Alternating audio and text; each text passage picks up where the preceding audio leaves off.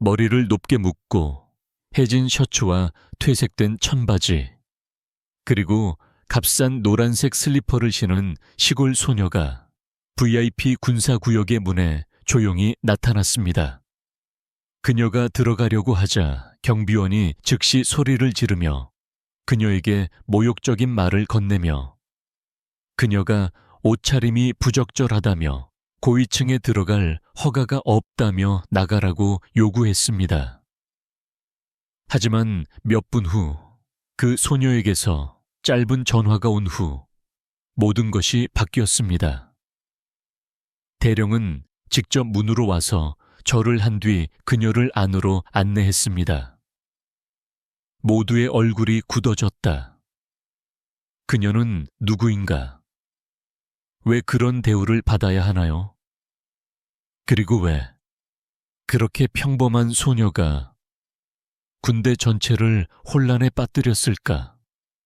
그 여자는 진짜 누구야? 그 다음에는 무슨 일이 일어날까요? 그런데 그 소리가 울려 퍼졌습니다. 클렉 클렉 클렉. 낯선 발소리가 바깥문에서 들려왔다.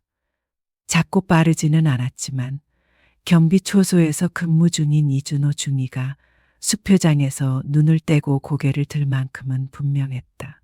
그것은 매우 독특한 소리였습니다. 싸구려 플라스틱 슬리퍼가 이슬 맺힌 시멘트에 부딪히는 소리였는데 한국 시골에 살았던 사람이라면 누구나 즉시 알아들을 수 있는 소리였습니다. 그리고 그것은 여기에 있어서는 안 됩니다. 여기에 있을 수도 없습니다. 리중이는 눈살을 찌푸리며 의자에서 벌떡 일어났다. 한 소녀가 정문으로 다가오고 있다. 그녀는 마치 가난한 농촌 지역에서 군사 중심지로 옮겨진 것 같은 모습이었다. 그녀의 머리카락은 오래된 고무줄로 묶여 있었고 등에는 오래된 카키색 배낭을 메고 있었으며 옷자락이 다른 퇴색된 흰색 셔츠와 주름진 회색 바지, 그리고 밑창이 다른 노란색 슬리퍼를 신고 있었습니다. 사원증도 없고 유니폼도 없고 번호판도 없고 계급장도 없습니다.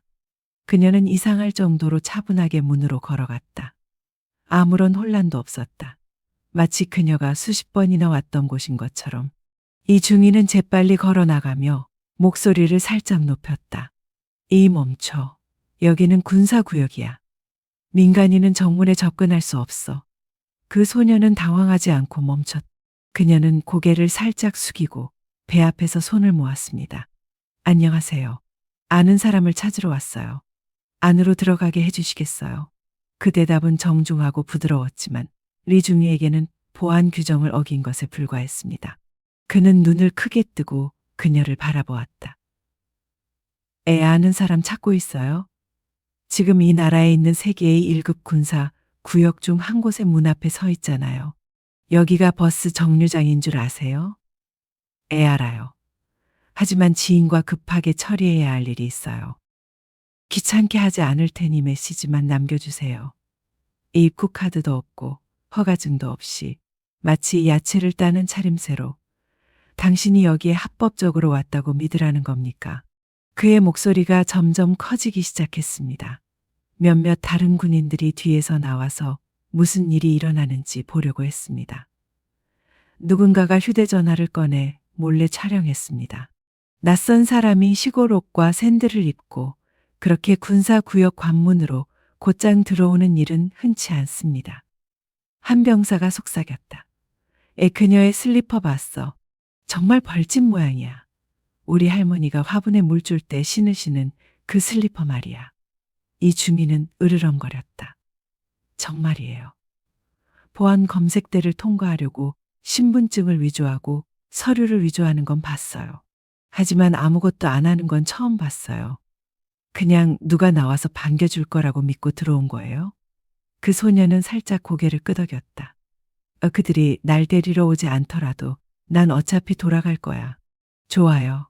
그럼 돌아오세요. 경비초소는 특별한 이유 없이 시민들에게 폐쇄되었습니다. 계속 요구하시면 개입팀을 부르겠습니다. 소녀는 주저하지 않고 배낭에서 휴대전화를 꺼냈다. 당황하지 말고 화내지 마세요. 그녀의 손가락은 연락처 사이를 이동하며 짧은 일련의 번호를 눌렀다. 전화가 즉시 연결됩니다. 그녀의 목소리는 부드럽고 단호했습니다. 애 아빠, 저 여기 있어요. 그런데 안 들여보내줘요. 리중이는 빙긋이 웃었다. 또 다른 감동적인 행위.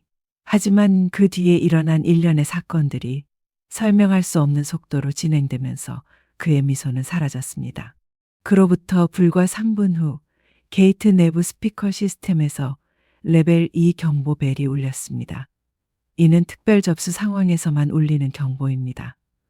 검문소 옆에 연문이 갑자기 열렸습니다. 사단장의 깃발을 단 칠흑 같은 군용 지프차가 메인 홀에서 나왔다. 차가 문 앞에 멈추자 그 지역의 모든 군인들이 주의를 기울였다. 차에서 내린 사람은 전 막사의 사령관인 한영식 대령이었다. 아무도 무슨 일이 일어나고 있는지 이해하지 못했습니다. 이 중위는 깜짝 놀라 반사적으로 경례했다. 안녕하세요, 사장님. 하지만 대령은 대답하지 않았다. 그는 소녀를 향해 곧장 걸어갔다.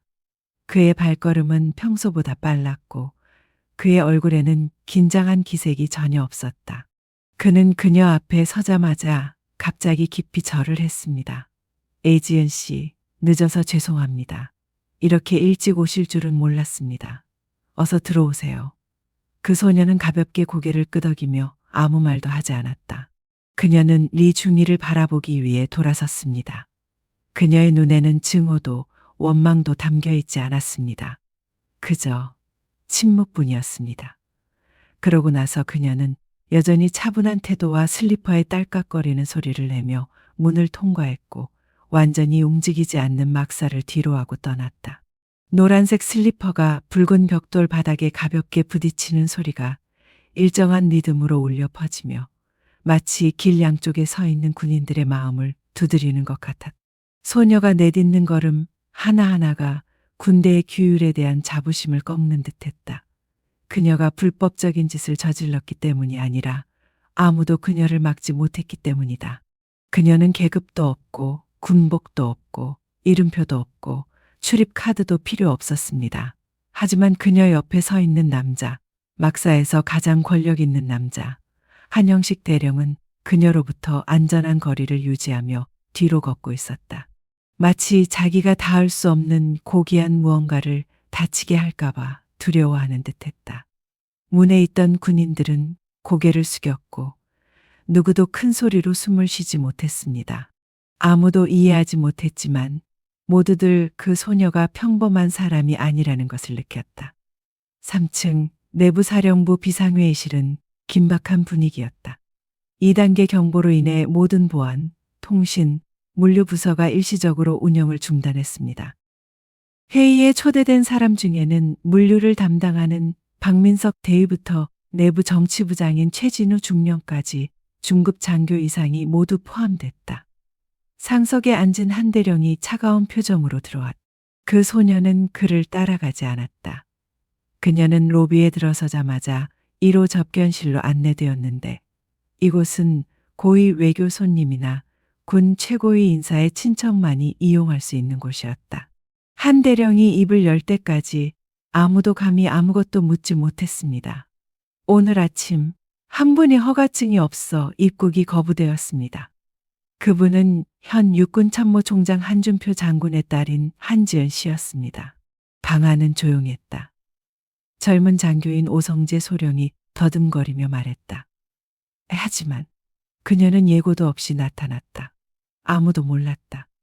게다가 그런 모습으로 어떻게 한 대령이 으르렁거렸다. 애의 외모를 보면 그 사람을 볼 수 없잖아요. 다시 침묵이 흘렀다. 누군가가 물 한 모금을 마셨는데 그의 손이 떨렸다. 누군가가 테이블 위에 주먹을 꽉 쥐었다. 최중령은 외교 업무를 총괄했던 매우 총명한 인물로 유명했는데 그는 조심스럽게 이렇게 말했다. 사령관님, 직접 여쭤볼게요. 이 일은 비밀로 할 건가요? 아니면 상부에 보고할 건가요? 한용식은 손을 테이블 위에 얹고 시선을 똑바로 바라보았다. 그녀는 당직 중위 앞에서 아버지에게 전화를 걸었습니다. 협박도 문제도 일으키지 않았습니다. 하지만 이 일은 본부에 보고되었을 겁니다. 그리고 제가 한 장군이었다면 그냥 넘어가지 않았을 겁니다. 테이블 끝에 앉아있던 경찰관이 떨면서 말했습니다. A 중위님은 지금 복도에서 검토를 기다리고 계십니다. 저는 제 생각에는 그가 진심으로 그런 말을 한 것 같지는 않습니다. 의도적인 건 아니지만 무책임한 짓이에요. 그리고 그보다 더 무신경했죠. 이번에는 한대령의 목소리가 더 이상 거칠지 않았다. 그냥 억눌렸던 실망일 뿐이에요. 1번 접견실에서 소녀는 조용히 앉아 있었다. 그녀는 따뜻한 물 한 잔을 손에 들고 커다란 유리창 너머로 막사 뒤편의 숲이 끝없이 펼쳐져 있는 모습을 바라보고 있었습니다. 그녀의 얼굴에는 아무런 표정도 없었다. 화도 없고 상처도 없어요. 그저 이상한 침묵뿐이었습니다. 문 두드리는 소리가 부드럽게 들렸다. 젊은 여성 경찰관이 들어와서 고개를 숙였습니다. 아가씨, 뭐 필요하신 거 있으시면 말씀만 하세요. 차나 커피, 아니면 아무것도 안 드셨다면 아침 식사를 준비해 드리겠습니다. 그 소녀는 돌아서서 부드럽게 미소 지었다. 괜찮아요. 고맙습니다. 그 목소리는 대학생이나 일반인의 목소리와 다르지 않았다. 특권이나 명령의 흔적은 전혀 없었다. 하지만 바로 그 일이 경찰관을 멈추게 했습니다. 그녀는 다시 고개를 숙이고 뒤로 물러섰다. 마치 뭔가 이름 붙일 수 없는 것과 마주한 것 같은 기분이 들었다. 그 사이 막사 밖에서는 정보가 유출되기 시작했습니다. 익명의 소셜미디어 게시물에는 다음과 같은 내용이 적혀 있습니다. 슬리퍼를 신은 한 소녀가 고위 막사 경비병에게 꾸중을 듣고 대령에게 직접 영접을 받았습니다. 그녀의 진짜 정체는 무엇일까요? 1시간도 채 지나지 않아 7호 병영의 벌집 슬리퍼라는 문구가 네이버와 다음에서 검색어 상위에 올랐습니다. 일부 블로거는 군사구역 근처의 공공카메라로 찍은 흐릿한 사진을 공유하기도 했습니다. 흰 옷을 입은 인물이 엄숙한 군인들의 두 줄 사이를 걷고 있는 모습이었죠. 소녀를 직접 꾸짖은 이 중위는 내부 조사실에서 말없이 앉아 있었다. 그의 척추에는 땀이 흘러내렸다. 그는 단 한 번의 절차적 외침이 그의 전체 경력을 망치는 전환점이 될 줄은 전혀 예상하지 못했습니다. 막사 안에서 고위 장교들은 파벌로 나뉘기 시작했습니다. 한쪽은 규칙을 유지해야 한다고 주장합니다. 그녀는 예고도 없이 왔고 군복을 제대로 입지 않았기 때문에 경비원이 자신의 직무를 제대로 수행한 것입니다. 반대편은 이렇게 주장했다. 군인의 존엄성은 인간성에 있는 것이지 다른 사람이 값싼 샌들을 신었다고 소리를 지르는 데 있는 것이 아니다. 그날 오후에도 비공개 회의가 예정되어 있었는데 이번에는 국방부 대표단이 참석했습니다. 이 사건은 더 이상 개인적인 오해가 아닙니다. 그것은 소위 완벽한 군사 규율이라는 내부의 모든 거짓 가면을 뒤흔드는 지진이 되었습니다. 그날 오후의 태양은 이른 아침만큼 부드럽지 않았습니다. 하늘이 갑자기 흐려지면서 곧 폭우가 올 것이라는 신호였습니다. 하지만 7호 막사 5층 전략회의실에 있던 사람들 중 누구도 날씨에 대해 신경 쓸 겨를이 없었습니다. 제복의 틈새마다 주고받는 눈빛마다 긴장감이 스며들었다. 방 안의 분위기는 마치 막사 전체가 비상훈련을 받는 것처럼 무겁게 감돌았습니다. 일반적으로 지역 방위 전략 회의를 위해 예약되어 있던 회의실이 이제 비상 리셉션으로 준비되었습니다. 보안 채널이 활성화된 대형 화면, 매번 사운드 체크. 방 밖에는 경비병들이 명예 경비대 형태로 서 있었습니다. 한영식 대령은 무표정한 얼굴로 테이블 상석에 앉아 있었다. 그의 오른쪽에는 국방부 대표인 임태준 준장이 있었는데 그는 이 소식을 접한 지 불과 2시간 만에 서울에서 비행기를 타고 내려왔습니다.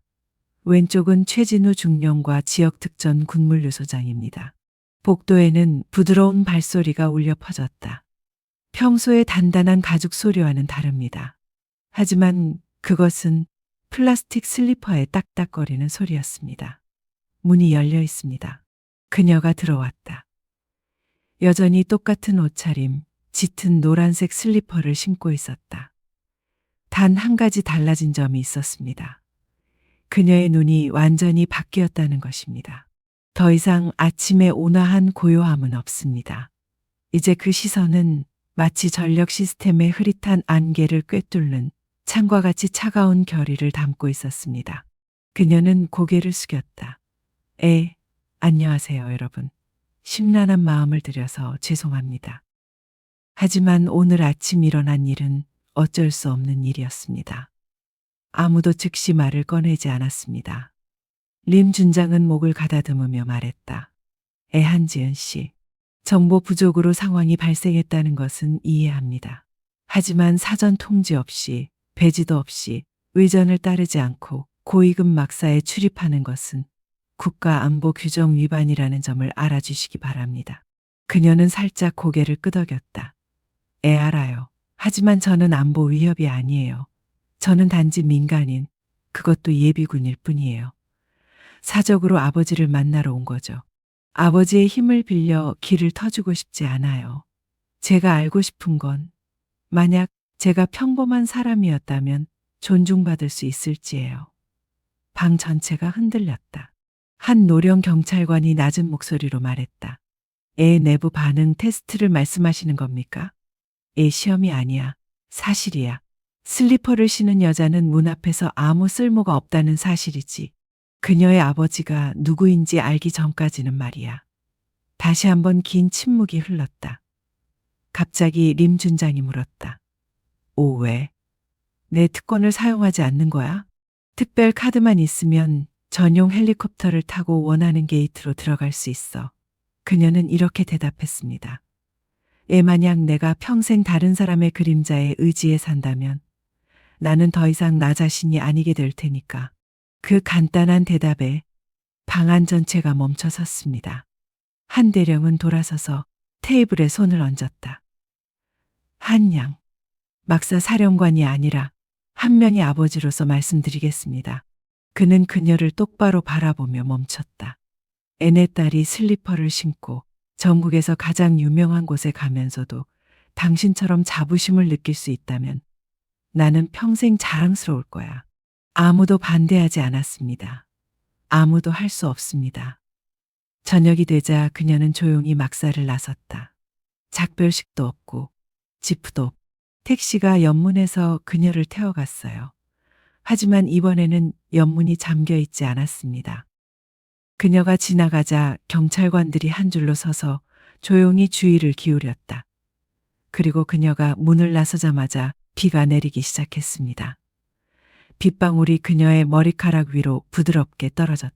그녀는 우산을 펼치지 않았다. 그녀도 고개를 숙이지 않았다. 슬리퍼는 여전히 빗 속에서 덜커덕거리며 작은 조각으로 부서지는 오래된 시스템에서 나오는 메아리처럼 들렸다. 같은 날 저녁 군사구역 관문 근처에 있는 카메라에서 추출한 영상이 뉴스 채널에 유출되었습니다. 30초 분량의 영상에는 간단한 옷을 입은 소녀가 멈춰선 후 몇 분 후 막사 사령관에게 인사를 받는 모습이 담겨 있습니다. 아무도 신원을 확인하지 않았습니다. 공식적인 언론 보도는 없습니다.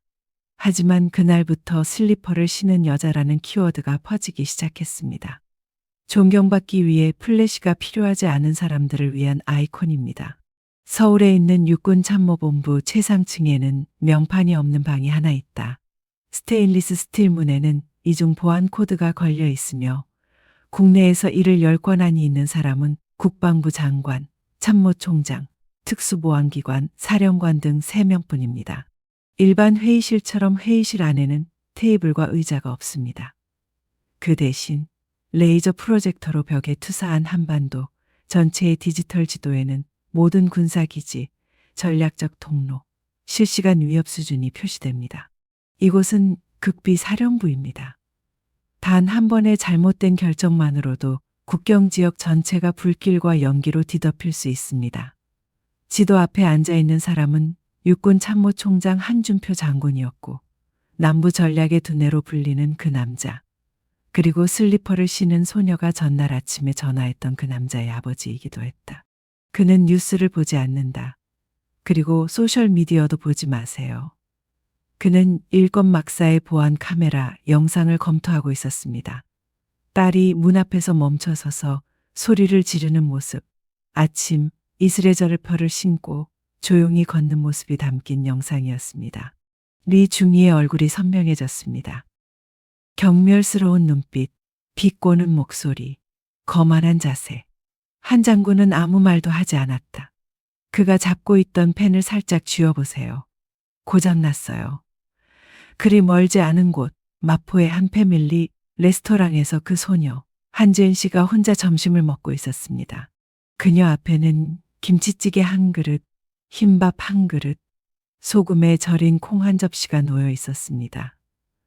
테이블 위에 놓인 전화기가 살짝 진동했지만 그녀는 그것을 집어들고 확인하지 않았다. 그녀는 오늘날 소셜미디어가 무슨 말을 하는지 신경 쓰지 않습니다. 기자의 전화에도 답하고 싶지 않습니다. 지은은 어린 시절부터 아버지로부터 고립된 환경에서 훈련을 받았습니다. 국제학교에서는 아닙니다. 보디가드가 없습니다. 개인 차량 없음. 그녀는 다른 사람들처럼 버스 정류장에서 줄을 서야 했습니다. 매년 여름 방학 때마다 그녀는 휴가를 가는 대신 외딴 기지에서 군인들과 함께 생존 훈련에 참여해야 했습니다. 16세 때 그녀는 숲의 훈련 구역에서 이틀 동안 길을 잃어 개울물과 나무 뿌리의 의지에 살아남았습니다. 아무도 구조하러 오지 않았습니다. 셋째 날 그녀는 탈출구를 찾았습니다. 그녀는 분명히 알고 있었습니다. 그녀의 아버지는 결코 그녀가 군인 공주가 되는 것을 허락하지 않을 것입니다. 그래서 그녀는 참모 총장의 딸이라는 직함을 이용해 아무것도 요청하지 않았습니다. 어제 아침 그녀는 간단한 이유로 일권 막사로 갔습니다. 그녀의 아버지가 병에 걸렸지만 국경 부대와의 회의 일정을 지켰기 때문입니다. 그녀는 그에게 휴식을 취하라고 설득하고 싶었습니다. 그녀는 그에게 미리 말하지 않았다. 그가 거절할 거라는 걸 알았기 때문이다. 하지만 그 여행이 군부 구조의 깊은 균열을 드러낼 줄은 아무도 예상하지 못했습니다. 사람들은 사람을 신은 신발로 판단합니다. 다음 날 열린 군 내부 회의에서 한 장군이 모든 고위 장교들에게 다음과 같이 연설했습니다. 우리는 우리 국민을 보호하기 위해 군대를 창설합니다. 사람들이 아름답지 않고 부유하지 않고 강력하지 않은 세상을 만들기 위해 군대를 창설하는 것이 아닙니다. 아무도 반대하지 않았습니다. 하지만 아무도 박수를 치지 않았습니다. 벌지 샌들 소녀의 이야기는 단순한 행정적 사건의 범위를 넘어섰습니다. 이는 집단적인 도덕적 도전이 됩니다. 플립 거울. 그 후 며칠 동안 지은은 사실상 대중의 시야에서 사라졌습니다. 아무런 진술도 없습니다. 온라인에 게시하지 마세요. 언론에 답변하지 마세요. 대학 수업에 다니는 그녀가 여전히 같은 옷을 입고 조용히 공부하고 집으로 가는 모습을 본 학생은 몇몇 분이었다. 몇몇 사람들이 그녀에게 다가가서 몰래 사진을 찍으려고 했지만 그녀의 눈빛에 그들은 망설이다가 자동적으로 사진을 삭제해버렸다. 그녀가 무엇을 준비하고 있는지는 아무도 모른다. 하지만 그녀의 아버지 밑에서 군에 복무했던 사람들은 한 가지 사실을 알고 있습니다. 그 침묵은 거대한 파도의 징조였습니다. 그녀는 비명을 지르지도 항의하지도 누구도 해치지 않았습니다. 하지만 그 침묵 속에서 모두가 자신을 발견하고 무너졌습니다. 한준표 장군의 비밀 거처인 용인 단지의 22층 아파트는 언제나 불빛 없는 막사처럼 고요하다. 하인도 없고 실내 카메라도 없고 전자 초인종도 없어요. 모든 것은 최소한으로 유지되었는데 단 하나의 디테일이 있었습니다.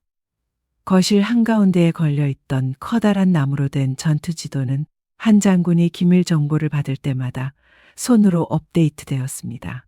그날 오후 지은이 도착했습니다. 예약 없음. 알림이 없습니다. 하지만 무거운 나무 문은 단 한 번의 노크만으로 열렸습니다. 그는 말을 하지 않았다. 나도 그렇지 않아. 지은이는 들어와서 슬리퍼를 벗어 카펫 위에 깔끔하게 올려놓았다. 그녀는 가죽 소파에 앉아 물 한 잔을 따랐다. 그녀가 어렸을 때부터 반복해온 행동입니다. 둘 사이에 틈이 생길 때마다 그녀는 가서 조용히 있다가 앉아서 그가 먼저 움직일 때까지 기다렸습니다. 이번에도 마찬가지. 한 장군은 맞은편에 앉았습니다. 그는 오랫동안 딸의 눈을 들여다보더니 천천히 말했다. 내가 너를 데리러 가야 했는데. 겉보기에 무해한 그 발언은 마치 폭풍이 지나간 후처럼 분위기를 편안하게 만들었다. 지은은 고개를 끄덕였다. 그녀의 눈은 슬프지도 차갑지도 않았다. 이 누구의 도움도 필요 없어요. 그냥 궁금해요. 제가 당신 딸이 아니었다면 제 말을 들어주었을까요? 한 장군은 즉시 대답하지 않았다. 그는 일어나서 지도 쪽으로 걸어갔다. 그는 붉은 펜을 꺼내 7번 막사 구역을 가볍게 동그라미로 표시했다. 예전에 제가 3사단에 처음 부임했을 때 시장에서 음식을 살 때 장교가 새치기를 하지 못하도록 명령한 적이 있습니다. 그런데 한 중령이 장교는 신분이 있어야 한다는 생각에 명령을 어겼습니다. 그래서 저는 그를 3일 동안 중위리로 강등시키고 거리를 청소하게 했습니다. 그때는 제가 공평하다고 생각했습니다. 그는 멈춰 서서 딸을 바라보았다. 하지만 이제 알겠어요. 정의란 강자가 권력을 남용할 수 없을 때 존재하는 게 아니에요. 약자도 여전히 인간으로 존중받을 때 존재하는 거예요. 지은은 눈살을 찌푸렸다. 그럼 왜 내 사건에 대해 공개적으로 말하지 않는 거야? 한마디면 온 진영이 고개를 숙이고 실수를 인정하게 만들 수 있어. 한 장군은 가볍게 고개를 끄덕였다. 그래. 하지만 그렇게 하면 사람들은 나를 그저 아빠 그늘에 갇힌 아이돌을 생각할 거야. 그녀는 아무 말도 하지 않았다.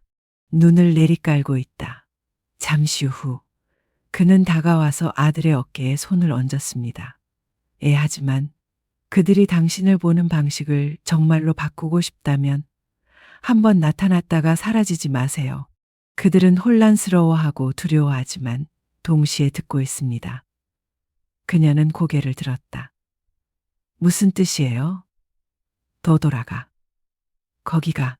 하지만 이번에는 공무원으로. 물류보안 담당 참모부 인턴으로 등록해.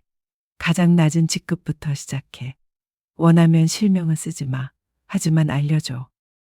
슬리퍼를 신고 지휘할 만한 훌륭한 사람들이 있다는 걸. 3일 후 제7평 영사령부에 새로운 인턴십 신청서가 발송되었습니다. 본명 한재민, 가명, 성별, 여성, 자격, 한국국방대학교 전략분석학 석사, 운영 및 물류부서에서 인턴십에 등록하세요. 후원자, 비밀입니다.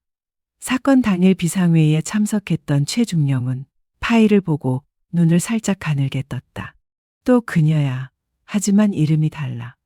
나는 반대하지 않는다. 서명만 하세요. 인턴십 첫날, 지은은 사내 유니폼을 입고 머리를 빵 모양으로 묶고 한재민이라고 적힌 명찰을 달고 슬리퍼를 신은 채 나타났다. 아무도 감히 묻지 못했습니다. 하지만 모두가 바라보았습니다. 하지만 그녀의 존재를 기꺼이 받아들인 사람은 많지 않았습니다. 오랜 군인 가문과 긴밀한 관계를 맺고 있는 대령 집단이 반발의 조짐을 보이기 시작했습니다.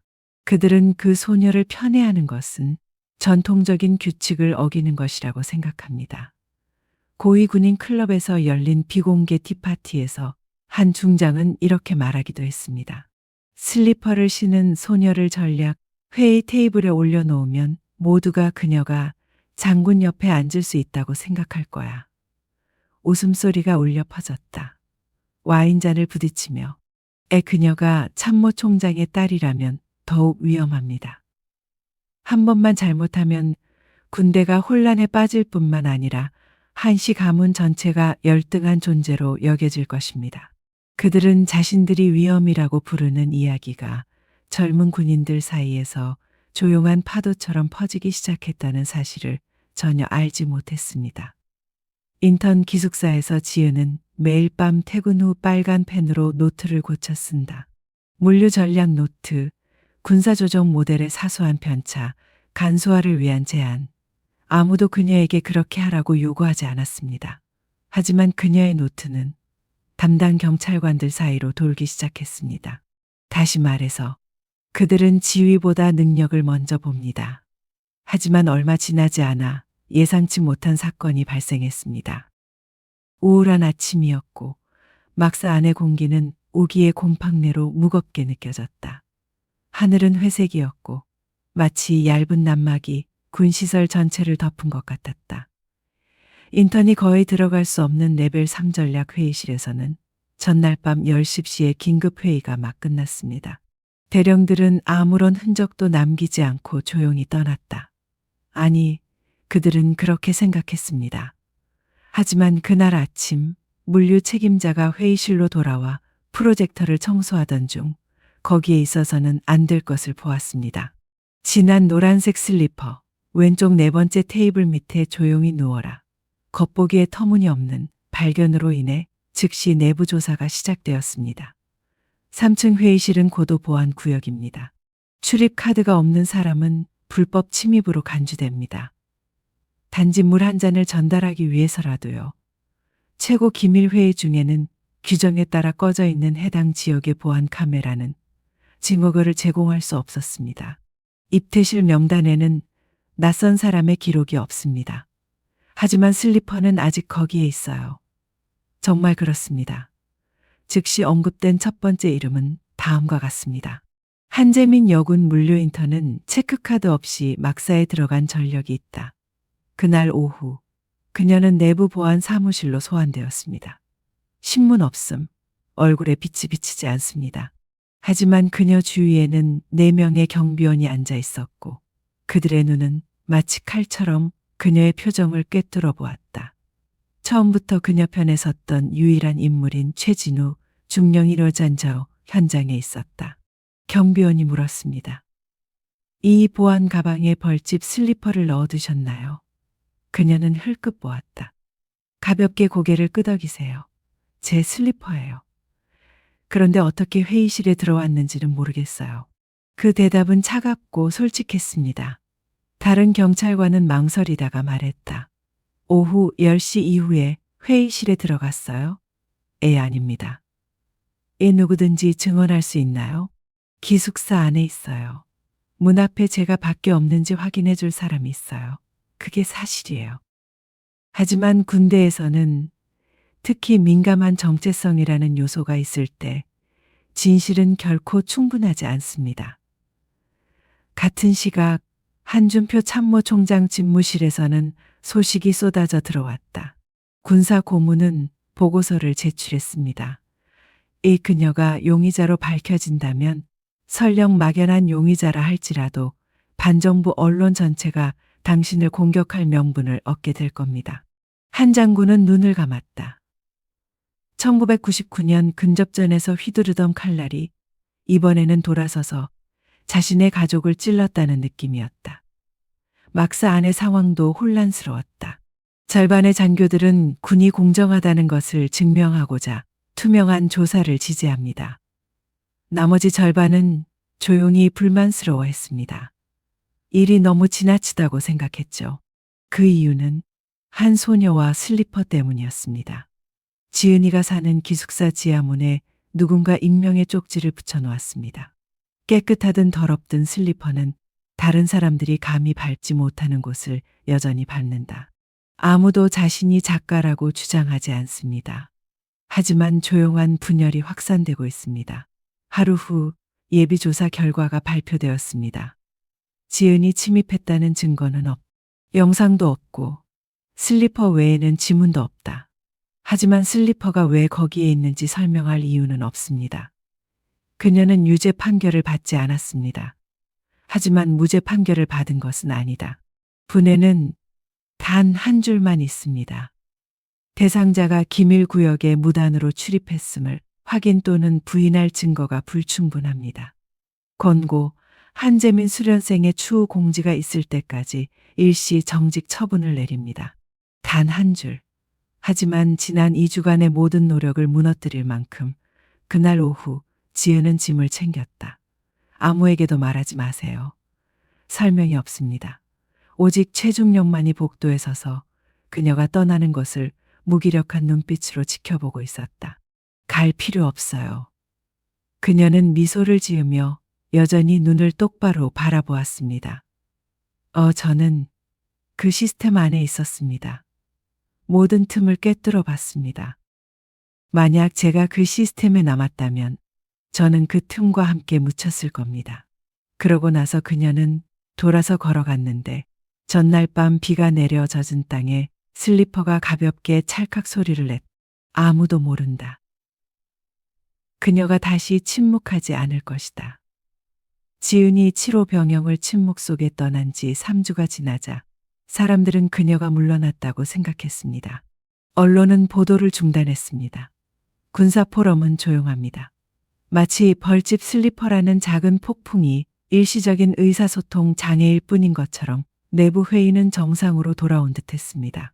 하지만 서울에서 북서쪽으로 12km 떨어진 곳에는 표지가 없는 2층 집이 있는데 매일 밤 거의 새벽 3시까지 불이 켜져 있습니다.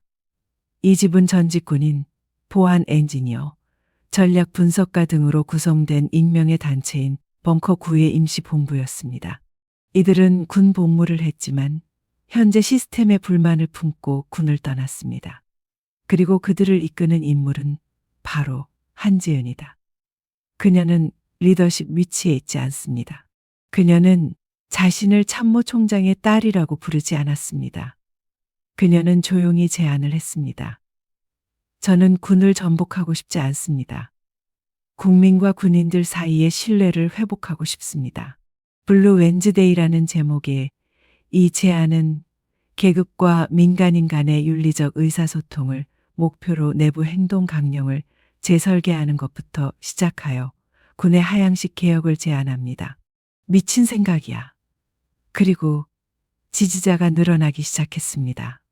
그 사이 상위 계층인 한준표 참모총장은 침묵을 지켰다.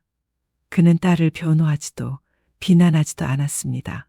하지만 그는 젊은 군인들 사이에서 비밀리에 블루 웬즈데이 제안을 인쇄하여 기숙사, 욕실, 책상 밑에 붙이는 운동이 확산되고 있다는 비공식 보고를 받기 시작했습니다. 그들은 그것을 이렇게 부릅니다. 친절 핸드북. 아무도 책임을 지지 않았습니다. 하지만 모두가 그것이 어디서 왔는지 알고 있습니다. 어느 토요일 저녁 은퇴 장교 클럽에서 한 노장군이 지팡이로 바닥을 3번 두드렸는데 목소리가 쉰 채로 이렇게 말했습니다. 장군의 칭호나 유산이 필요 없는 아이가 전체 체제를 숙이고 자기 자신을 돌아보게 만드는 모습을 본 지 오래되었습니다. 누군가가 물었습니다. 그럼 어떻게 할 건데?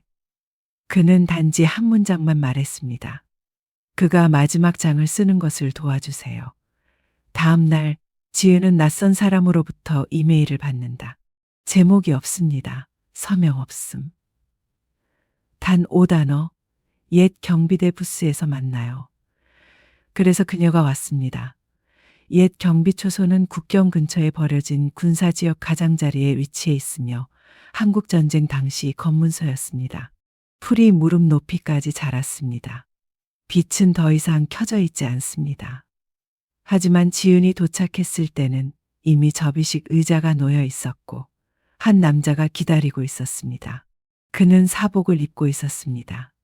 하지만 그가 서 있는 모습, 손을 등 뒤로 모으고 다리를 벌린 모습은 한때 턱이 매우 컸던 사람의 모습일 수밖에 없었다.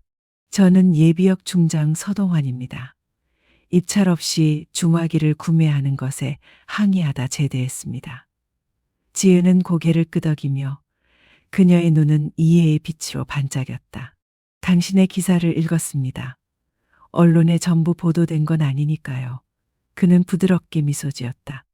언론은 실제 사건을 본 적이 없습니다. 그러고 나서 그는 그녀에게 잿빛 회색 표지가 있는 오래된 파일을 건네주었습니다. 인도적 군 복무에 대한 규정 초안 2012년에 취소됨. 내가 하고 싶었던 걸 네가 하고 있잖아. 하지만 타이밍이 안 좋아서 졌어. 이제 내 차례야. 기지로 돌아온 지은은 조용히 파일을 열었다. 군인은 통치자가 아니라 보호자라는 원칙을 설명하는 오래된 인쇄 문구는 여전히 유효합니다. 그녀는 펜을 들고 있다. 각 줄에 밑줄을 긋습니다. 그리고 제안서를 다시 쓰기 시작했습니다. 이번에는 그저 공유하기 위해서가 아니었습니다. 하지만 가장 높은 수준으로 제시하고자 합니다. 수요일 아침, 보통 장군들 간의 비공개 회의를 위해 예약되어 있는 군사의회 건물의 12층이 갑자기 평소보다 더 붐볐습니다. 은색과 금색 배지를 착용한 경찰관들이 보안 검문소에 줄을 서서 서로에게 무언가를 속삭이고 있었습니다. 엘리베이터 문이 열리자 장군이 아닌 흰 셔츠와 회색 바지를 입고 군복은 입지 않은 젊은 여성이 드러났습니다. 그녀는 딱딱하게 인쇄된 봉인된 제안서를 들고 있었습니다. 한지은. 아무도 그녀에게 인사하지 않았다. 아무도 그것을 막지 못했습니다. 그녀는 안내받을 필요가 없습니다. 그녀는 걸음을 옮길 때마다 이 건물의 구석구석을 생생하게 기억하고 있었습니다. 중학생 때부터 아버지를 따라 이곳까지 여러 번 왔었기 때문입니다. 그저 차에서 기다리기 위해서였죠. 하지만 오늘 그녀는 대대급 이하군 행동문화 개혁 제안이라는 주제로 열린 특별 내부 청문회의 공식 발언자로 5번 회의실에 들어갔습니다. 그 방에는 30여 명의 대령, 장군, 그리고 국방부 대표 5명이 기다리고 있었습니다. 공기가 너무 차가워서 피부를 찌를 듯했다. 상임위석에 앉아있는 사람은 바로 그녀의 아버지인 한준표 참모총장이었다. 하지만 그는 아무런 표정도 보이지 않았다. 그의 눈은 전투에서도 여전히 단호하고 차가웠다. 그녀는 문서를 열었고 그녀의 목소리는 분명했다. 제 이름은 한지은입니다. 저는 국방부를 대표하지 않습니다. 어떤 파벌도 대표하지 않습니다. 제가 대변하는 것은 단 하나입니다. 군은 단지 총기뿐 아니라 군복을 입지 않은 사람들을 대하는 방식으로 평가받아야 한다는 신념입니다. 그녀 프레젠테이션의 첫 번째 부분은 숫자였습니다. 징집병의 42%가 군대 이미지에 맞지 않는다는 이유로 소리치거나 모욕을 당했습니다. 젊은 장교의 68%는 군대의 능력이 아닌 배경, 부대, 인맥에 기반한 암묵적인 위계 문화가 있다는 데 동의합니다. 민간인임에도 군복을 입지 않았다는 이유로 출입이 거부된 사례가 31건 기록되었습니다. 이어서 그녀는 군사구역 7의 카메라 영상을 보여주었다. 그 지역이 너무 시골적이라는 이유로 떠나라는 요청을 받은 순간이었다. 댓글이 없습니다. 오직 영상과 긴 침묵뿐이었습니다. 마지막으로 그녀는 서동환 중장이 2012년에 제출한 원본 제안서에 첨부한 개정안을 공개하며 이렇게 말했습니다. 모든 걸 받아들이라고 하는 게 아닙니다. 그냥 제안하는 겁니다. 뒤돌아보고 누가 제복을 입도록 가르쳤는지, 그리고 누구를 위해 제복을 입는지 생각해 보세요. 긴 침묵이 흘렀다. 그러자 벌집 샌들을 신은 소녀를 대대적으로 문제 삼는 것에 강력히 반대하던 노 장군이 갑자기 일어섰다. 그는 이렇게 말했다. 30년 만에 처음으로 캔을 들고 다니지 않는 사람을 봤어요. 캔을 들고 다닌 적이 있다는 게 부끄러웠어요. 공기의 방향이 바뀐다. 한 대령은 이렇게 말했습니다. 저는 구병령에서 교관으로 일했습니다. 만약 이 소녀가 조롱을 당했다면 저는 우리 모두를 대표하여 사과드립니다. 다른 사람, 그녀는 우리에게 명예를 가르치는데 제복이 필요하지 않아요. 심리가 끝난 후 지은은 결과를 기다리지 않았다. 그녀는 혼자 건물 밖으로 나갔다. 그녀는 분명히 알고 있었습니다. 그녀가 그곳을 벗어나면 더 이상 외부인이 아닐 거라는 것을요. 그녀는 권력과 이념이 항상 침묵 속에서 싸우는 땅에 발을 디뎠습니다. 그날 저녁 그녀의 아버지 한 장군은 사무실에 혼자 앉아 있었습니다. 비서가 들어와서 종이 한 장을 건네주었습니다. 손으로 쓴 텍스트. 네가 날 위해 변하길 바라진 않아. 하지만 내일도 네가 제복을 입고 거울을 보고 싶다면 서명해줬으면 좋겠어. 제안 내용은 다음과 같습니다. 녹색 수요일 2025년 개정 버전. 한 장군은 가볍게 고개를 끄덕였다. 몇 년 만에 처음으로 그는 미소를 지었다. 그리고 그는 서명했습니다. 군사원에서 심리가 열린 지 2주 후 7호 막사의 분위기는 진정된 듯했습니다. 재개시된 규칙 중 일부에는 공평한 의사소통과 방문자에 대한 공정한 대우에 대한 추가 섹션이 있습니다. 한지은의 제안인 제4회청은 현재 군사개혁위원회의 공식 승인을 기다리고 있다. 모든 것이 긍정적인 방향으로 진행되는 듯했습니다. 조용하고 단계적이며 이유 없는 개혁이었습니다. 그런데 어느 월요일 아침 군사 전문 온라인 신문에 갑자기 충격적인 제목의 기사가 실렸습니다. 참모총장의 후임자가 내부에서 시스템을 조작한다는 말인가. 약 3,000단어 분량의 기사에서는 수요일 근로 제안은 본질적으로 미디어를 통해 지은이 군 정치국장이라는 직책을 맡은 역사상 최초의 여성이 되도록 하기 위한 정치적 도구였으며 실제 전투 훈련을 통해서가 아니라고 주장했습니다. 해당 기사에는 지은이가 어린 시절 아버지와 함께 군 행사에 참석하는 사진도 실려 있었는데 이를 통해 권력자의 아들이라는 인상을 심어주기 위한 것이었다. 하지만 더 심각한 것은 그녀가 빨간 펜으로 쓴 메모를 포함해 내부 제안 전체가 유출되었다는 것입니다. 이 메모는 비밀 승인 절차를 거치지 않고는 결코 공개될 수 없습니다. 그 소식은 메마른 들판의 들불처럼 퍼져나갔다. 24시간도 채 되지 않아 일련의 군사포럼, 보수 정치인, 학자들이 반격을 시작했습니다. 그들은 이것이 위선적인 언어로 된 은밀한 쿠데타라고 말했습니다. 야당 의원 한 명은 생방송으로 이렇게 말했습니다. 저는 개혁에 반대하지 않습니다. 하지만 군이 슬리퍼 때문에 혼났던 소녀를 군대 문화 전체로 바꿔놓는다면 우리에게는 어떤 전통이 남아있을까요? 막사 내 비공식 게시판에는 샌들을 든 소녀가 장군의 얼굴을 때리는 만화가 퍼져 있었는데 그 그림에는 혁명의 총은 필요 없고 샌들만 있으면 된다는 문구가 적혀 있었다. 젊은 장교는 웃었다. 윗선에서는 걱정하기 시작했습니다. 그 제안을 지지했던 사람들 중 일부는 돌아서서 아무 말도 하지 않았습니다. 지은이는 집에서 책상에 앉아 노트북 화면에 수많은 협박 이메일과 조롱 메시지, 심지어 고향으로 돌아가서 유치원 선생님이 되어라는 협박성 전화까지 떴다. 그녀는 울지 않았다. 하지만 눈은 가슴 속에서 깨진 유리처럼 굳어졌습니다. 그녀의 아버지 한 장군은 아무 말도 하지 않았습니다. 언론에 답변하지 마세요. 하지만 결국 그는 최고 사령부에 내부 문서를 보냈습니다. 프로젝트 문서 유출에 대한 독립조사팀을 구성해 달라고 요청하는 내용이었고 최종 사령부는 다음과 같았습니다.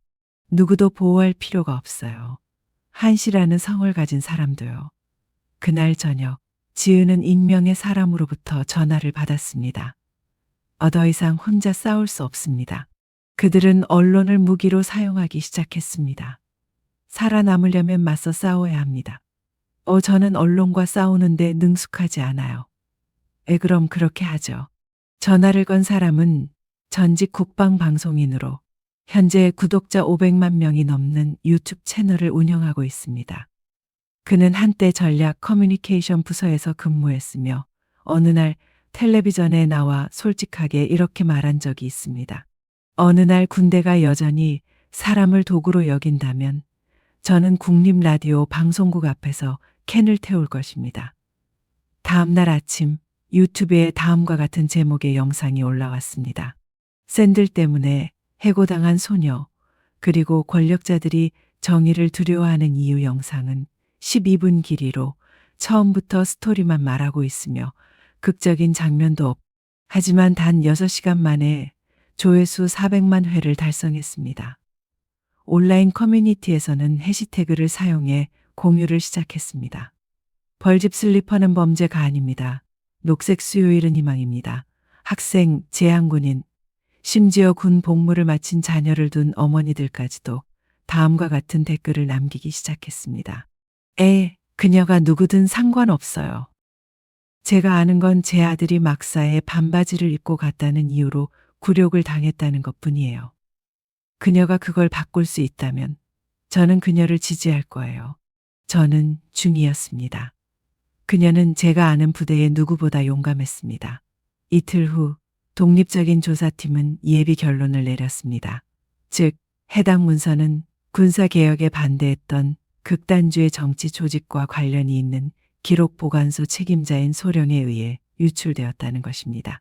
그는 블루 웬즈데이 문서의 전체 스캔본을 제공하기 위해 미디어 회사로부터 돈을 받았습니다.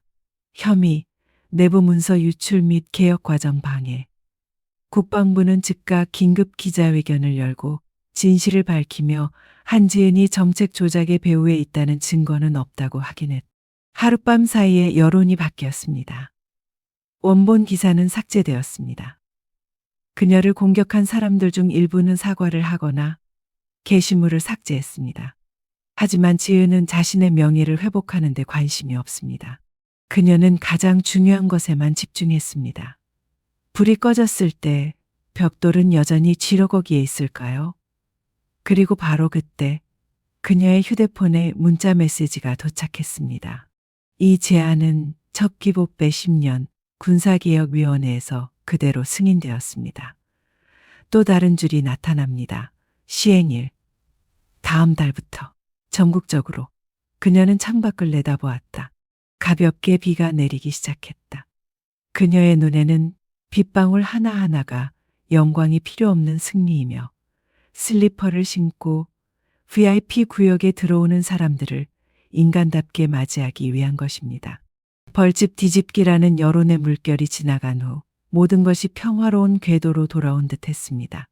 막사에는 새로운 규칙이 게시되었고 군대 환경에서의 시민적 행동을 주제로 소규모 세미나가 개최되기 시작했으며 한지은이라는 이름은 더 이상 풍자와 연관되지 않고 대신 조용하지만 강력한 변화의 상징이 되었습니다.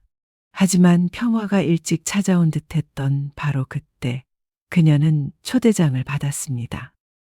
이메일도 아니고 붉은 도장도 찍히지 않은 채 사복 택배로 직접 배달되었는데 자기소개도 없이 말입니다.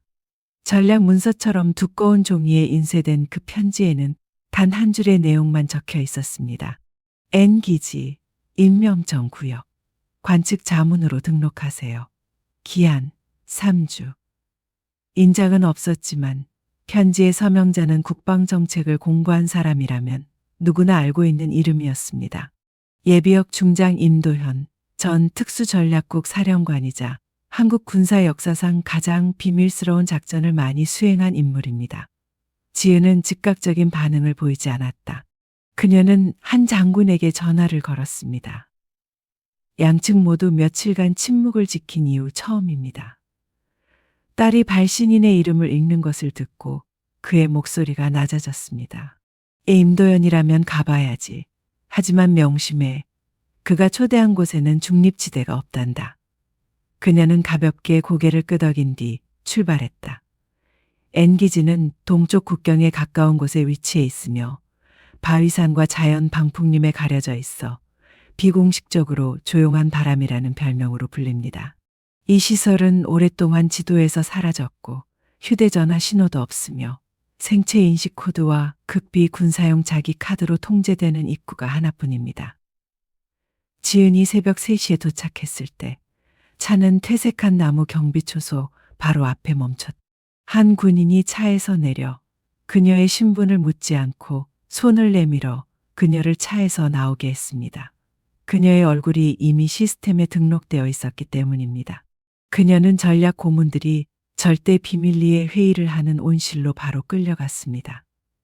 그곳에서 그녀는 처음으로 정책의 그림자로 알려진 임 중장을 만났습니다. 그는 흑단 테이블 뒤에 앉아 시선을 똑바로 하지 않고 맞은편 의자만 가리켰다. 당신이 여기 초대받은 건 당신의 제안이 승인되었기 때문이 아닙니다.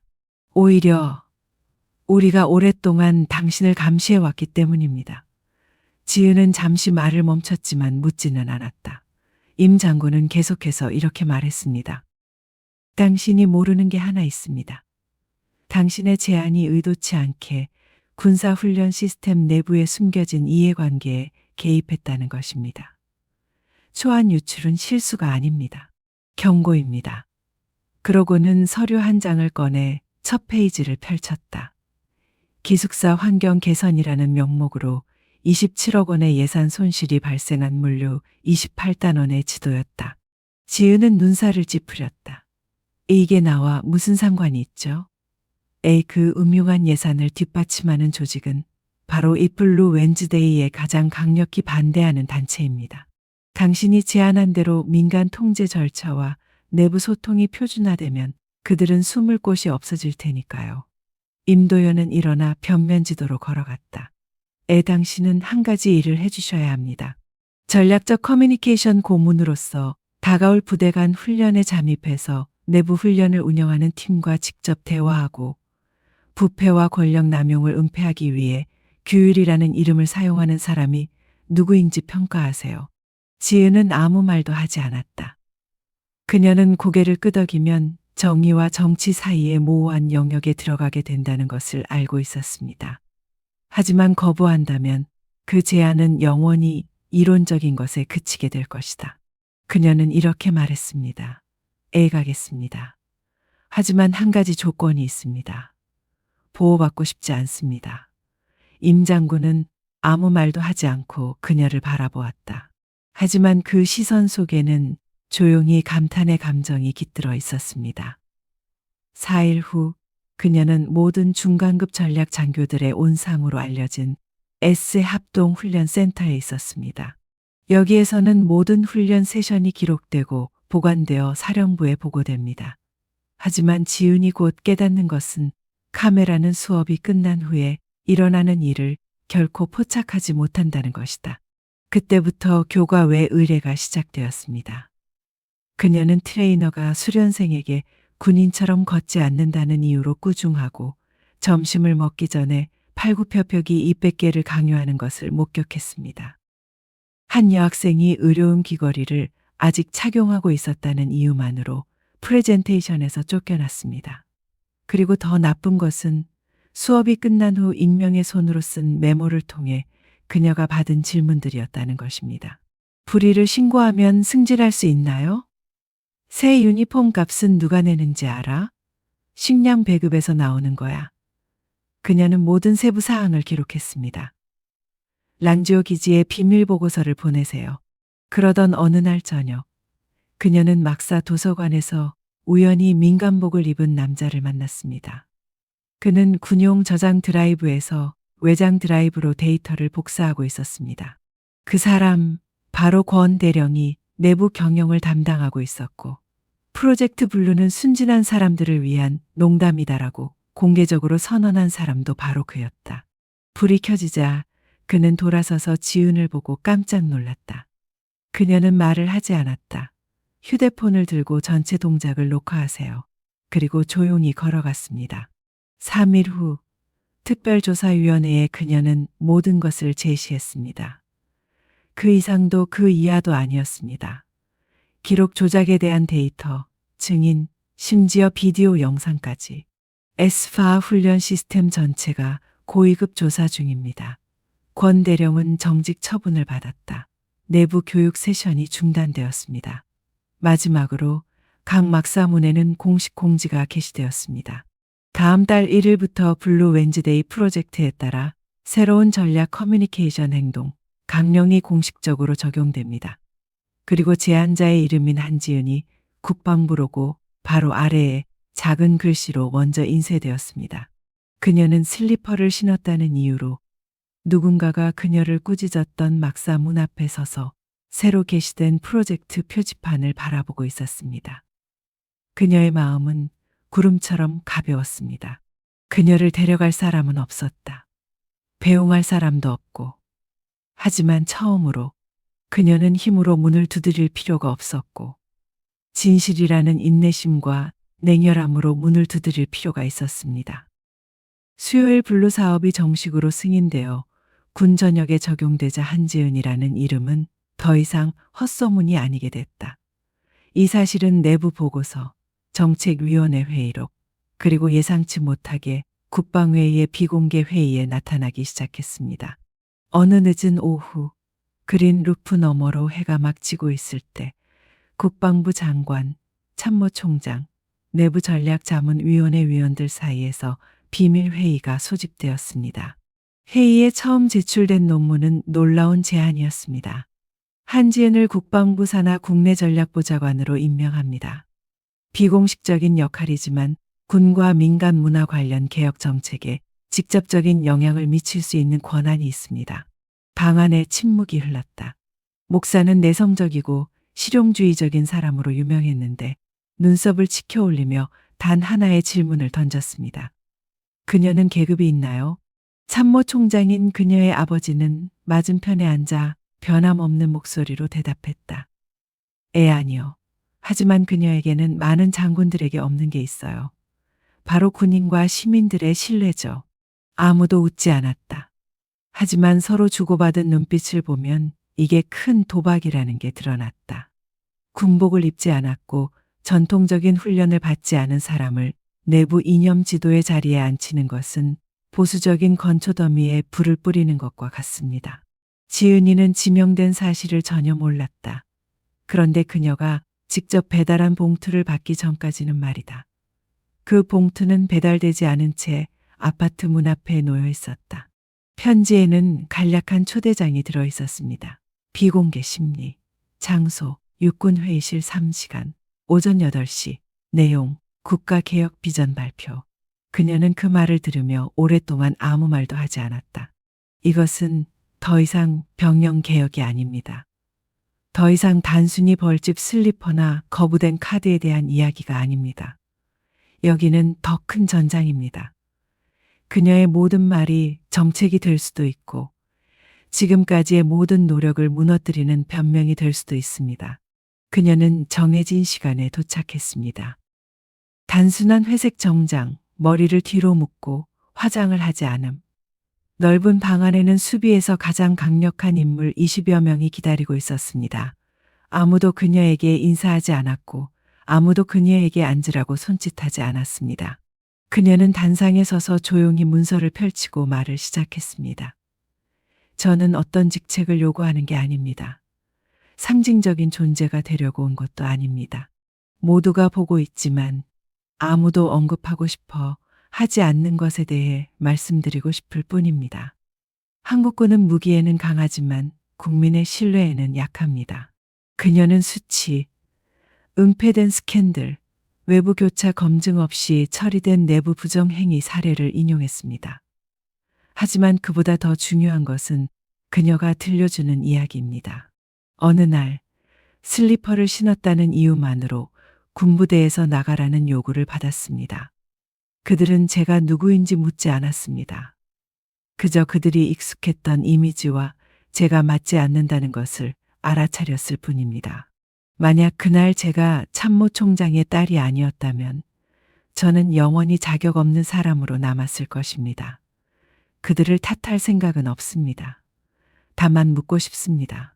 만약 이 모든 시스템이 편견 위에 세워졌다면 민간인을 보호하는 마지막 남은 사람은 누가 될까요? 긴 침묵이 흘렀다. 그러자 한 사람, 과거에 그녀에게 반대했던 노장군이 가볍게 고개를 끄덕였다. 네 말이 맞아. 하지만 옳다는 것만으로는 충분하지 않아. 양쪽 모두에게 어필할 수 있는 상징이 되어야 한다는 압박감을 감당할 수 있겠어? 그녀는 주저하지 않고 말했습니다. 저는 상징이 되려고 태어난 게 아니에요. 그저 옆에서 지켜보고 싶을 뿐 도랑에 빠지고 싶지 않아요. 공청회는 끝났습니다. 아무도 결과를 말하지 않았습니다. 하지만 이틀 후 장관은 인준서에 서명했습니다. 한지은은 비군사적 계급이지만 모든 정책 회의에 참석할 수 있는 권한을 가진 내부 전략보좌관으로 임명되었습니다. 새로운 물결이 시작됩니다. 그녀의 이름이 자문위원 명단에 오르자마자 보수파는 즉각 반응했다.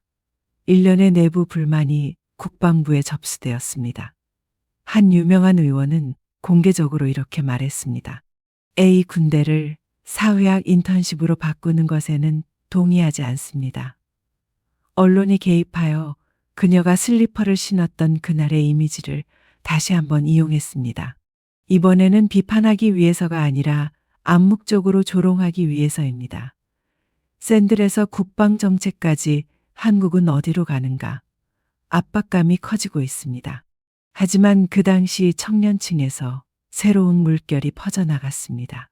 학생, 젊은 장교, 사관 생도들이 지지 편지를 써서 자문사무소에 보냈고 단지 군인이 아니기 때문에 모욕을 당한 경험을 공유했습니다.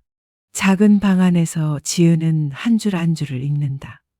그녀의 눈은 젖지 않았지만 그녀의 마음은 알고 있었습니다.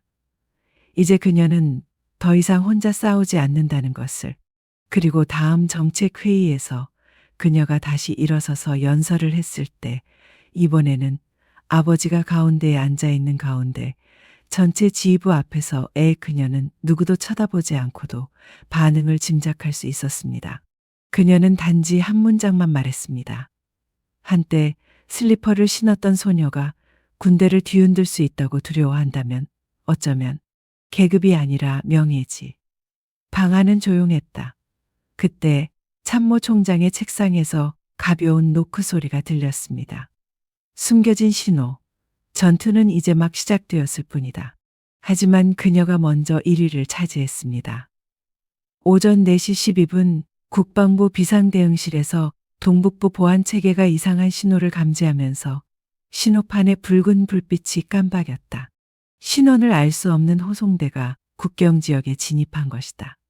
호송대는 A급 방해 신호를 가지고 있었는데 이는 불법적인 군사활동이나 무신고 훈련 중에만 나타나는 신호이다.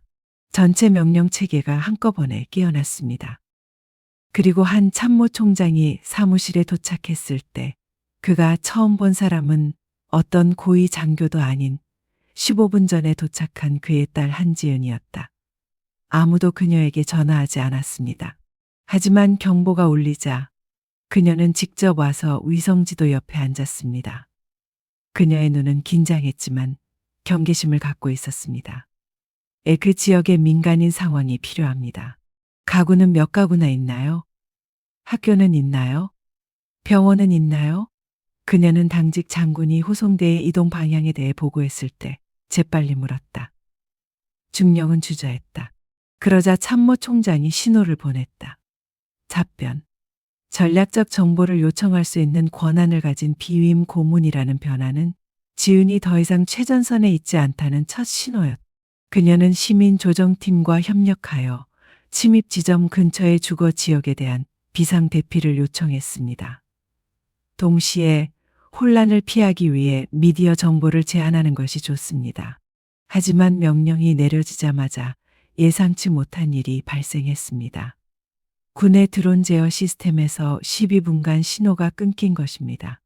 바로 2대의 무인 항공기가 이상한 호송대의 이동 경로를 감시하고 있던 때였습니다. 아무도 설명할 수 없습니다. 화면에서 모니터링 장치를 나타내는 붉은 점은 마치 처음부터 존재하지 않았던 것처럼 사라졌습니다.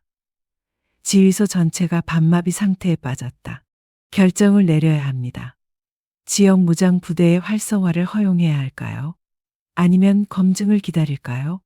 모든 시선이 참모 총장에게로 향했다. 하지만 이번에는 그가 먼저 말을 하지 않았습니다. 우리는 그들의 목표가 무엇인지 알아야 합니다. 지은이 입을 열었다. 지금 도발하면 우리가 먼저 총격을 가하는 함정이 될 수도 있습니다. 한 대령이 반대했다. 넌 전투 규칙을 이해하지 못하잖아. 넌 지휘관이 아니라 조언자잖아. 그러자 기술 담당자가 말을 가로채며 말했습니다. 이어웨이, 이입이 신호가 끊긴 게 아니라 우회된 거예요. 누군가 제어 신호를 조작한 거예요. 방 전체가 얼어붙었다. 가짜 무인 항공기 조종. 이는 내부에서만 가능한 행위입니다. 즉, 내부 누출이 있는 것입니다. 지은은 즉시 가설을 세웠다. 만약 누군가가 내부에서 시스템을 파괴하려 한다면 그 호송대는 침투가 아니라 군사적 대응을 정당화하기 위해 위장된 것일 것이다. 다시 말해 누군가가 군대를 가짜 정의 대결로 몰아가서 더 큰 일을 촉발하려 한다는 뜻입니다. 공격 명령을 취소하세요. 그녀는 마치 미리 정해진 명령인 것처럼 차분한 목소리로 말했다. 참모 총장은 다시 한번 고개를 끄덕였다. 그런데 바로 그때 내부 보안 사이렌이 울렸습니다. 지휘센터의 입구는 안에서 막혔습니다. 모든 전화기가 꺼져 있습니다. 내부 네트워크가 잠겨 있습니다. 방 전체가 고립되어 있었습니다. 상황은 더 이상 가설이 될 수 없습니다. 국가 방위 시스템 내부에서 발생한 고수준 사이버 공격. 모두 일어서세요. 스트레스. 하지만 지은은 그렇지 않다. 그녀는 자신의 개인 노트북을 열었다. 군 네트워크에 연결되지 않은 유일한 장치였다. 사전 등록된 민간 위성, 민방위 회령, 자문 프로그램에 연결하여 그녀는 연결이 끊긴 무인 항공기의 신호를 추출했습니다. 그리고 그것을 발견했습니다.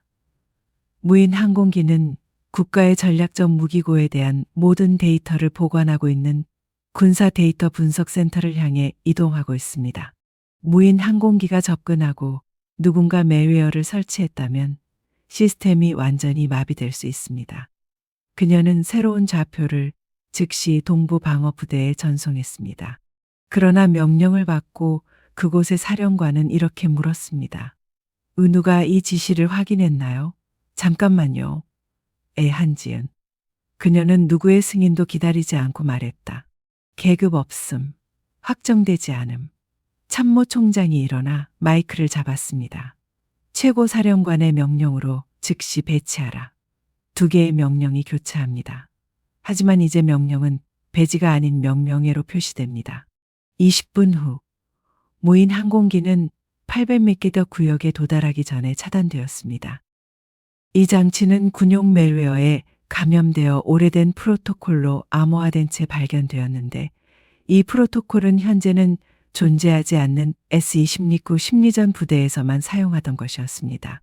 이 부대는 권 대령의 아버지가 한때 지휘를 맡았던 부대입니다. 역사의 균열이 돌아왔다. 지은은 특별조사위원회에 모든 정보를 제공한다. 이 사건은 비밀리에 처리되었습니다. 미디어에 넣지 마세요. 하지만 내부 기록에서는 처음으로 그녀의 이름이 비상 단계의 전략적 사이버 공격을 예방한 개인으로 등재되었습니다. 아무도 말하지 않았어요. 하지만 그 이후로 그녀는 사령부 내에서 비공식적인 별명으로 알려지게 되었습니다. 계급 없는 소장. 48시간 동안 잠을 자지 않고 집에 돌아온 지은은 거울 앞에 앉았. 그 얼굴에는 한때 막사문에서 쫓겨났던 남자의 강철 같은 얼굴이 비치고 있었습니다. 그리고 그는 이제 막 전체 시스템을 붕괴로부터 구해냈습니다. 그녀는 웃지 않았다. 그냥 부드럽게 말하세요. 만약 내가 예외라면 그 예외가 아직 들어본 적 없는 사람들의 선례가 되기를 바랍니다.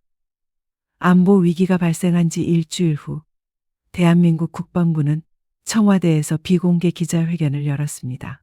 소통이 없습니다. 카메라가 없습니다. 하지만 최고 사령관은 모두 참석했습니다.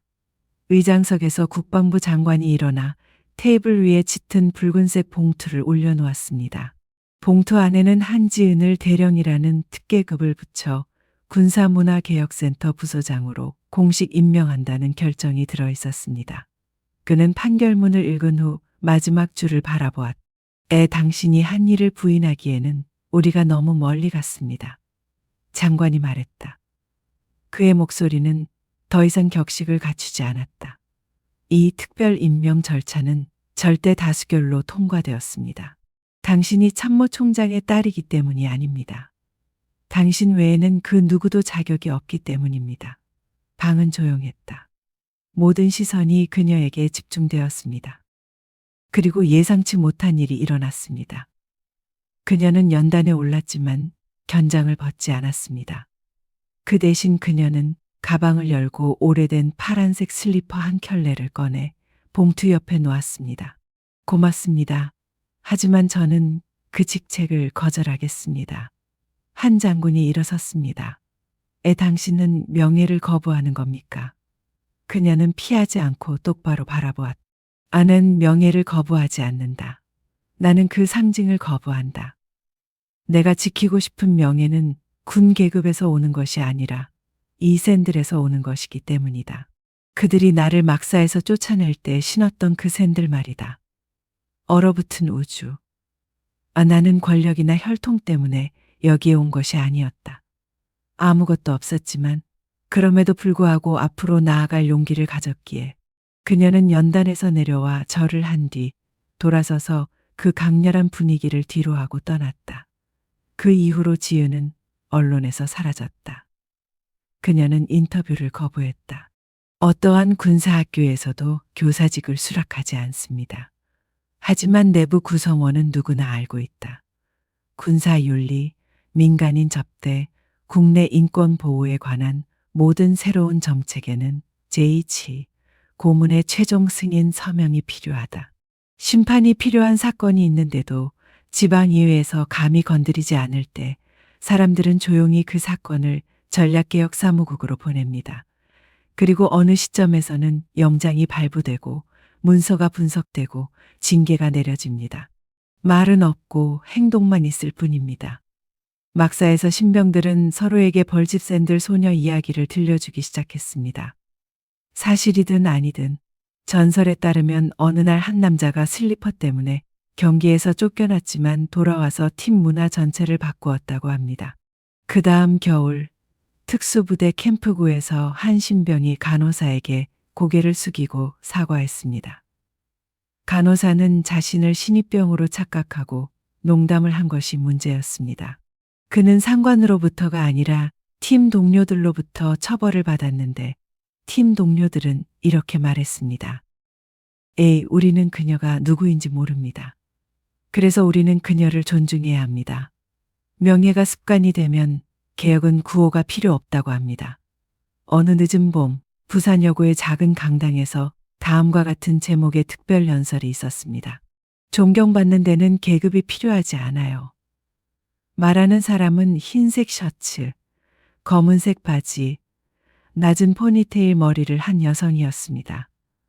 그녀는 슬라이드를 사용하지 않습니다. 테이블 위에 슬리퍼 한 켤레를 놓고 이렇게 말하세요. 저는 한때 자격 미달로 여겨졌습니다. 하지만 외모 때문에 누군가에게 무시당했다면 그들에게 화내지 마세요. 감사하세요. 아무도 당신을 무대에 초대하지 않았는데도 그들이 당신에게 걷는 법을 가르쳐 주었으니까요. 그리고 내가 단상에서 내려오자 11학년 학생 한 명이 나를 쫓아오며 조용히 물었습니다. 슬리퍼 때문에 학교에서 쫓겨난 사람이 정말 당신인가요? 그 여자는 부드럽게 미소 지었다. 그녀는 전설이야. 넌 그저 따라가는 사람일 뿐이야. 슬리퍼는 여전히 테이블 위에 놓여 있었습니다. 그리고 귀를 기울여 들어보면 발소리가 들립니다. 신발 소리가 아니라 슬리퍼 소리입니다. 가볍지만 멈추지 않습니다.